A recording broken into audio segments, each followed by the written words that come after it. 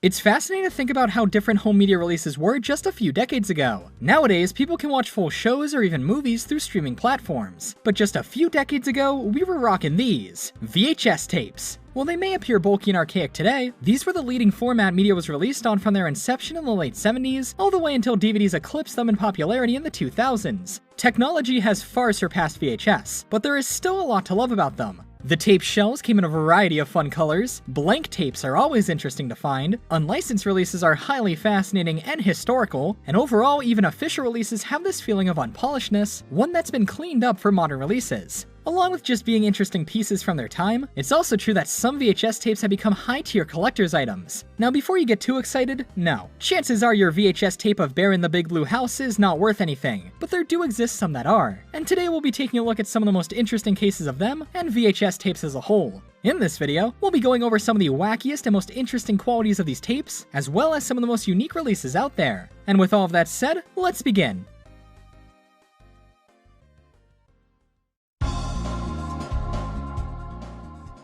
Before we dive into the really interesting stuff, I'd like to highlight some of the weirdest but coolest VHS covers I've ever seen. Most tapes themselves look pretty samey, with the only thing that makes them stand out being their label and maybe their color. The real eye-catchers with these were always the covers. Back in the 80s and 90s, a lot of the art used on these were custom made for these releases. Because of this, it was pretty common to see covers that weren't very accurate to the shows the tapes contained. A lot of them ended up looking pretty strange, as it wasn't that common to see covers made with pre-made assets. Nowadays, most home media companies use strict style guides with specific pieces of artwork they can use for their releases. Back then, it was much less restrictive. While most of these covers can be seen as just plain bad, they're definitely fun to look at. A great example of these are the tapes released for the Deke Super Mario and Sonic the Hedgehog cartoons. While some of them have artwork based off of the episodes included on the tapes, most of these use seemingly random art. Most of these are pieces not seen anywhere else, likely commissioned solely for these releases. Some do actually use stock art, some even use artwork from the games, but most are these strange, off-model, but charming designs.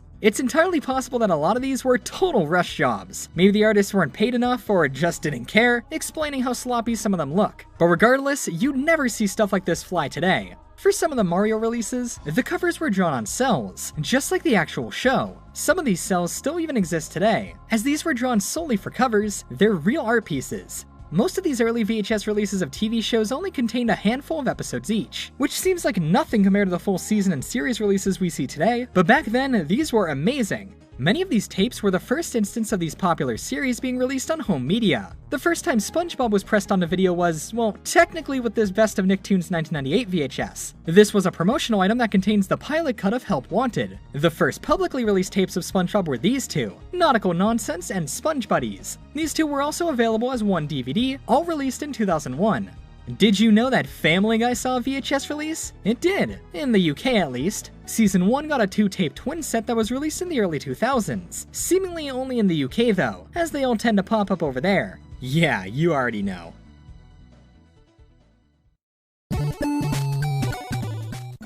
On May 19, 2014, McDonald's officially introduced their new mascot to the United States, Happy. This Minion-inspired Red Happy Meal character had already appeared in international commercials, but it wasn't until then when it was introduced to Americans. People were confused and certainly not happy. It's a fine mascot, one suitable for the era of McDonald's it was made for, but one of the main reasons people were angered by its introduction was that it seemingly meant the end of Ronald McDonald and his friends. In 1963, Ronald McDonald was introduced and quickly became one of the most famous mascots of his time. To expand his success, in 1971, McDonald's launched the ever-popular McDonaldland branding, which brought with it countless commercials and other forms of promotion, starring not just Ronald, but an entire McGang. These characters were used in almost all of McDonald's marketing for decades, until slowly being phased out. The McDonaldland brand was almost entirely dropped by 2004, with characters besides Ronald almost never appearing beyond that. McDonald's has since used several different characters in their adverts, but none have reached the peak of popularity seen with the McDonaldland gang.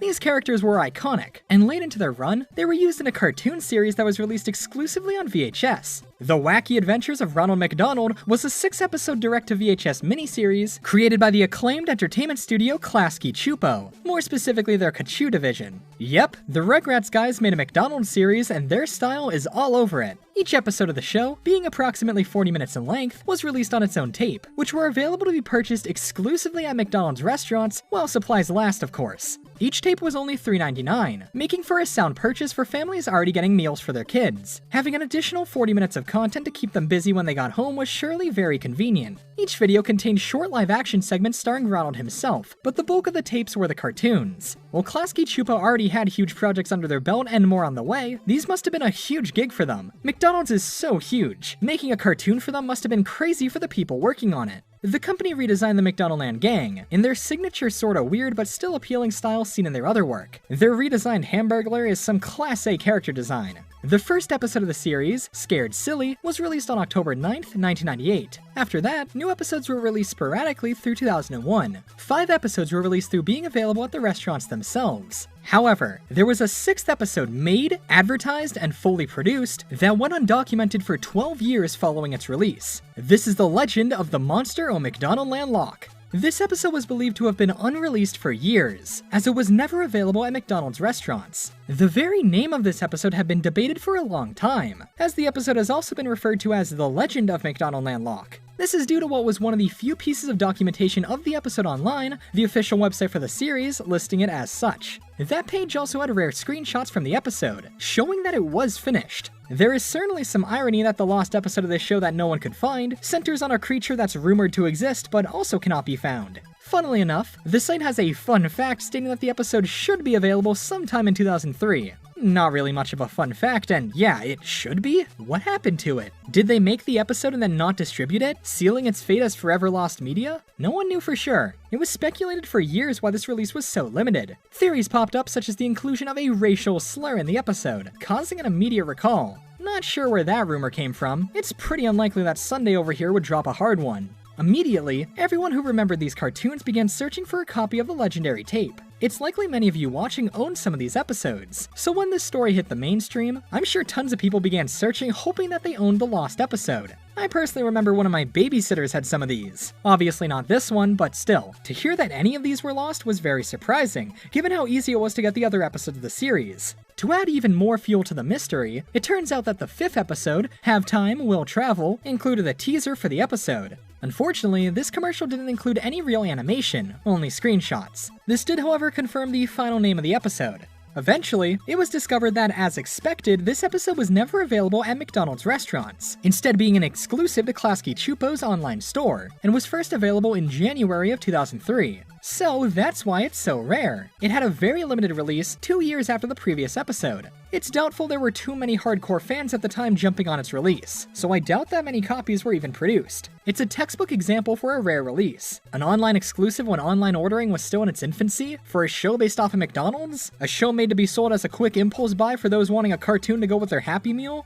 I doubt many parents who bought one of these tapes were searching online for more episodes, so it's likely only the most hardcore of McDonaldland fans purchased this. I do wonder how many copies of this episode were made though. The other episodes are all very common. McDonald's has so many locations, and a ton of those locations stock these tapes, which means many of these were made. It's like how most fast food toys can never become too rare, as they're always made in such high quantities. There's almost never a shortage of them, besides the odd recall. Who knows? Maybe all of the unsold copies of this were destroyed, leaving very few of them left in existence. Either that, or there's a box somewhere with tons of unsold McDonald's VHS tapes that are now worth hundreds of dollars. Someone get the Hamburglar on that. Anyway, no one had come forth with a copy of the episode online. After the website that had the tape was found, it was clear it was released. Now the mission was to find a copy.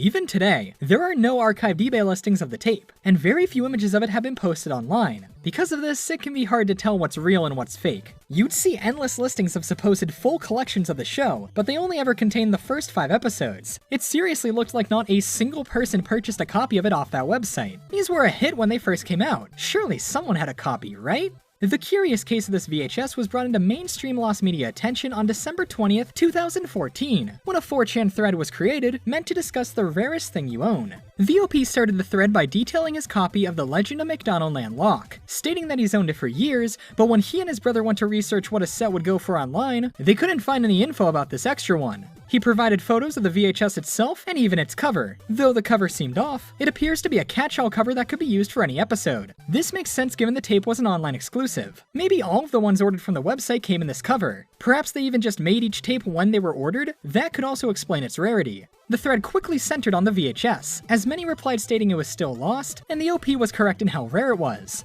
This was a huge deal. No one had ever claimed to own a copy of it before. Well, with proof, that is. They eventually provided photos of it running on a VCR, which confirmed its legitimacy. A copy was finally found. Throughout the thread, various anonymous posters offered obscene amounts of money for the tape, with some even offering a ton of money if the OP promised to never rip it. Most of these posts were likely tongue-in-cheek, but the thread didn't end with the episode being uploaded, so the wait continued. All throughout the following year, more screenshots from the episode were posted, including some clean ones that showed it had been ripped and was ready for release. On July 12, 2015, an unlisted 18-second clip of the episode was posted onto YouTube. On August 14th, 4 minutes of the episode were posted in another unlisted video on a different account. All of this led up to September 6th, when YouTube user What a Cartoon uploaded the full episode onto the site. The original upload has since been removed, but re-uploads are still online today. After 12 years, the episode had been found. So, how's the episode itself? Does it live up to its legendary status? Well, it is pretty fun, and up to the quality of the other episodes. The show, while obviously an advertisement for McDonald's, is pretty well made with good animation and writing. I'm honestly surprised this concept was never made into a full show, though I guess the in-restaurant release model was more attractive to the company.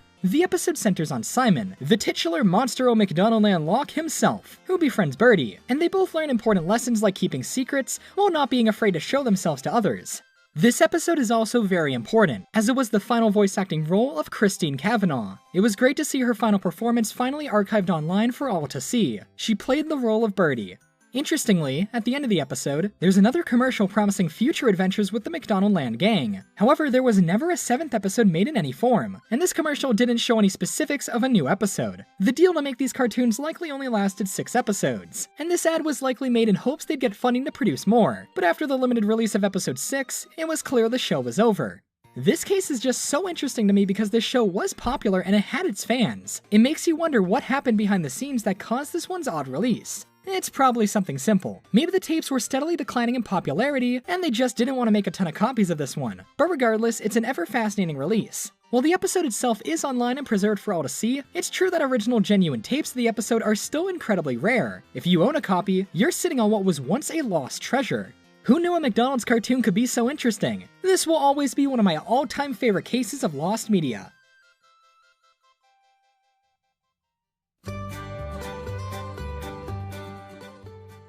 As we all know, VHS used to be huge, and every new movie would get a release on it. But now that it's essentially dead in the mainstream, you gotta wonder, what was the last big release on the format? Obviously, that's a really tricky question to answer, so let's focus on just one company to make it simpler. What was the last new Disney movie released on VHS? Well, the VHS scene really started to fade off in North America at least around 2006. So as weird as it is to say, Pixar's Cars was the last big new Disney movie released on VHS. That alone is pretty surprising, but to make it even more interesting, it didn't have a standard release. The elusive Cars VHS you see here was released on February 20th, 2007, and was a Disney Movie Club exclusive. Disney Movie Club is a membership program that allows you to purchase Disney movies through a mail order service, sometimes at a discounted price. While not always worth it, the service has offered some exclusive items, such as this Cars VHS. Since the medium was pretty far along with being phased out by 2006, I guess Pixar and Disney didn't think it would be wise to produce a ton of these. As such, the VHS was made in very limited quantities and was only ever available for official purchase online. This, combined with the fact that Cars is a very popular movie, I saw it like 6 times when it was in theaters, makes for a great recipe for a very rare release. It's unknown how many copies were made, but there are certainly more people looking for this tape than the amount produced. Nowadays, this goes for quite a lot at auction, especially sealed. Naturally, sealed VHSs are worth way more than open ones, but who wouldn't crack open their special copy of Cars on VHS? Seeing these later movies officially in this format is a treat itself. For Disney movie completionists, this release must be a nightmare, but it makes for a highlight of any collection due to its unique story and humorous nature. Of course, Cars of all movies is the rarest Pixar VHS. With that said, the rate of which VHS declined in popularity differed from country and region, so the tape did have a standard release in other territories. Here's a Polish release, and here's a Japanese one. Pretty much any release of this movie in this format will go for a fair amount, but the Disney Movie Club release is the real gem. It seems like any late release VHS tape of a popular property was destined to become rare. For example, good luck finding a copy of Drake and Josh Go Hollywood on VHS for under $100.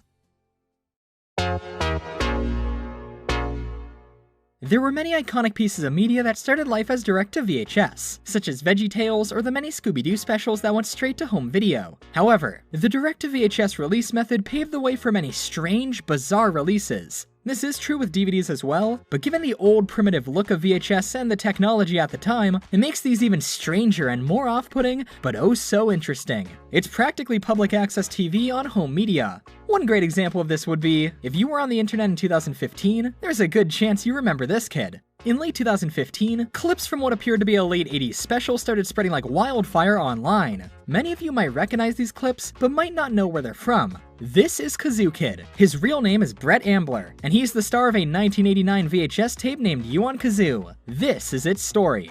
Clips from this video reached internet meme status around late 2015, but at that point, only a few clips of the full video had been posted online. That was until January 23, 2016, when YouTube user DeadVCR graciously uploaded the full version. On Kazoo is just under 30 minutes in length, and is pretty bizarre in both tone and content. Did you hear that?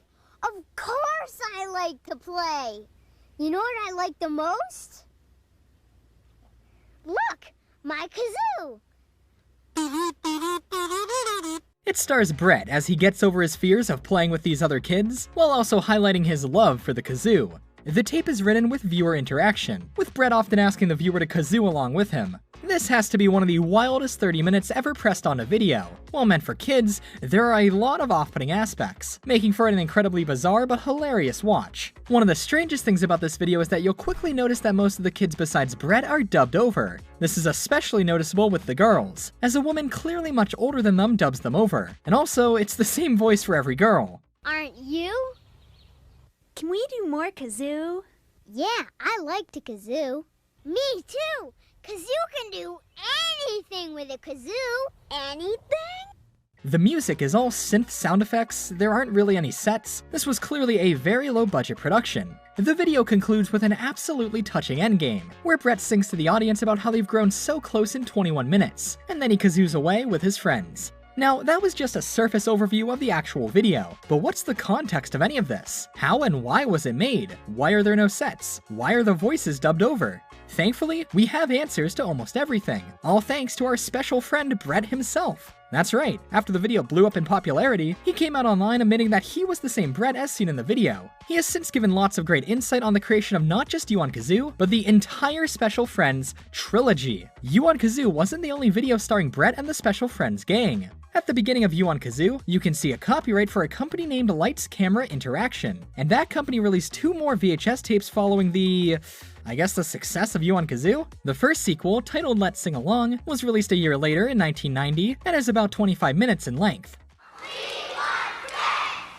Do you hear what I hear? We want Brett. We want Brett. We want Brett. Well, I'll tell you a secret. Come here. I'm Brett. This addition to the Special Friends saga once again stars Brett, though this time it's not about kazoos, instead singing songs. He does this on stage in front of a participating audience of Special Friends. This episode once again features all the oddities of the original, and is all around a pretty solid addition to the lineup. People say sequels are never quite as good as the originals, and sure, this one doesn't have as many jaw-dropping iconic moments as the original, but it's still a pretty solid watch. This one was actually uploaded onto YouTube in full before the original On Kazoo, but once both were uploaded, it seemed that marked the end of the Kazoo Kid dynasty.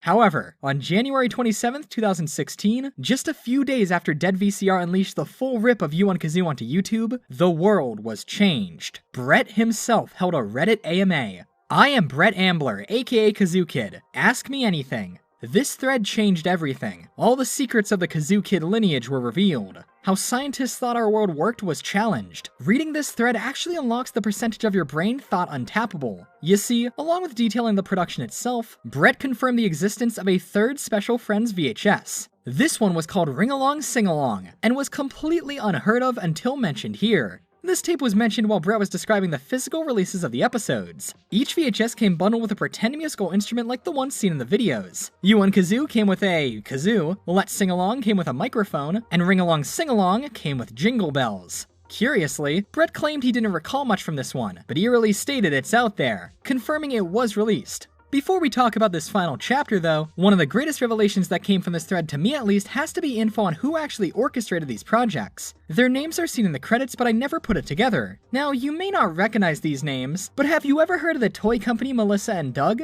In a crazy twist of fate, the people who made these puppets and run this legendary toy company are actually the same people responsible for On Kazoo. It makes a lot of sense. Each tape came bundled with a toy instrument, and the specials were made to help get kids involved, and served as good videos for kids to watch during the developmental stages of their life, which all lines up with what the company does today. Also in the thread, Brett was questioned as to why so many of the kids were dubbed over. He explains, it was a budget movie, and Melissa was who we had around, so all of the male dubs were done by me, and all of the female dubs were done by Melissa. That also makes a lot of sense. It was filmed on a low budget with no actual sets, so the raw audio probably didn't sound that good with all the outdoor noise. They had to redub it, but not all of the kids would be available for that, so they just had Brett and Melissa do all of it. Yeah, I wasn't just joking around. This thread is actually really interesting and gives serious insight into how these were put together. One thing I still want to know though is how these were sold. They came bundled with toys, so they were more than just your standard VHS. Since they're made by Melissa and Doug, maybe they were for sale at toy stores? Or maybe even grocery stores? Somewhere a parent could see these and think, yeah, that's a good looking video for my kid. Maybe they were also a mail order thing though, we don't know.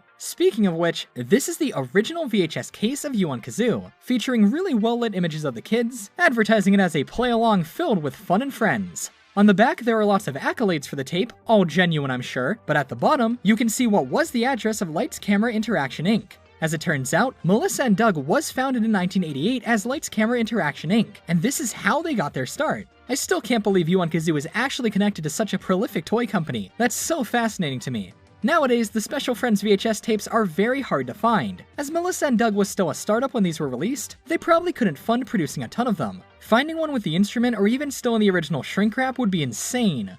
As for that third tape, Ring Along Sing Along, it was released in 1991 and concludes the trilogy. Brett doesn't have a copy of this one, and it was completely lost media until February 25th, 2018, when a YouTube account called Special Friend uploaded it in full. I wonder where the kids are. I was supposed to meet them here, on the ramp. We were gonna play together. All kinds of games.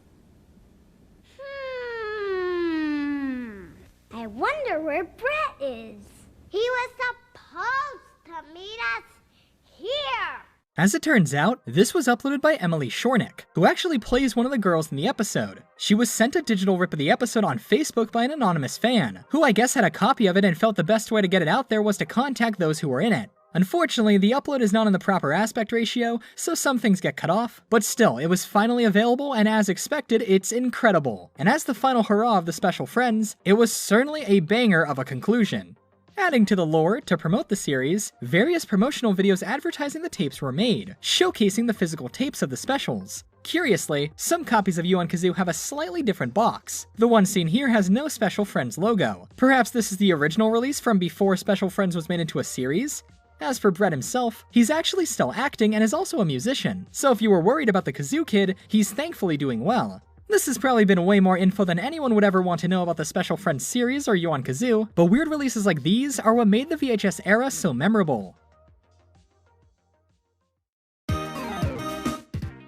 And there you have it, a look at some of the wackiest VHS tapes ever released. As interesting as these are, I've only covered a handful of the great stories from the world of VHS tapes. Did you know the first piece of South Park animation became popular by being spread around on bootleg tapes? How about those styrofoam tapes you could only play once? And don't even get me started talking about the history of anime on VHS. VHS may be an outdated medium, but it'll always live on through its fans, and with the many oddities you just can't get on other formats. I'm sure there are at least a handful of families who still rely on their trusty VCR, and hey, check out all the cool content you can watch. Those using DVDs or dare I even say Blu-rays will never be able to experience the legend of McDonald Land Lock, and Amazon Prime Video sure doesn't have On Kazoo. One of the best things about these tapes though, was how easy it was to produce them, even homemade ones. VCRs had a feature where you could record whatever you were watching onto a tape. This is actually why so many things like TV bumpers are preserved. You'd be recording the episodes and would just so happen to catch something that would have become lost. It was like the Wild West of video formats, but it's what gave us the freedom to preserve so much. And also, it means if you get a used VHS, you generally never know what's really on there. Most of them are pretty normal, but you might find yourself watching an episode of Cat Dog when suddenly it switches over to something the previous owner recorded. Many people have full collections of recorded content on VHS tapes. I know I have one that has like 3 minutes of Sonic 3 gameplay, but then cuts to the ending half of a Drake and Josh episode. You can't get stuff like that anywhere else besides VHS, and because of that, I think they'll always have charm and worth.